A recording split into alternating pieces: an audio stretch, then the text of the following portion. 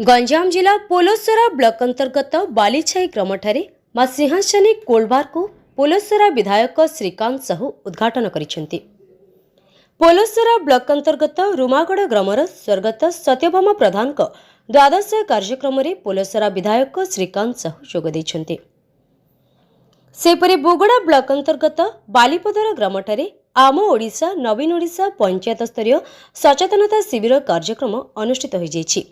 एथिरे पोलोसरा विधायक श्रीकांत साहू उक्त सचेतनता शिविर कार्यक्रम में जोग देइछंती। एथिरे बुगड़ा गोष्ठी उन्नयन अधिकारी बहु जनप्रतिनिधि और जनसाधारण उपस्थित थिले। बुगड़ा ब्लॉक अंतर्गत आदिपुर दिव्यदर्शन आश्रम ठारे दिव्यदर्शन संघर 16 साधना शिविर अनुष्ठित हो जाइछि। एथिरे पोलोसरा विधायक श्रीकांत साहू उक्त आध्यात्मिक प्रवचन कार्यक्रम में जोग देइछंती। पोलोसरा ब्लॉक अंतर्गत चिरिकीपड़ा शासन ग्रामठारे आम ओडिशा नवीन ओडिशा पंचायत स्तरीय सचेतनता शिविर कार्यक्रम अनुष्ठित हो जाइछि। एथिरे पोलोसरा विधायक श्रीकांत साहू उक्त सचेतनता शिविर कार्यक्रम में जोग देइछंती।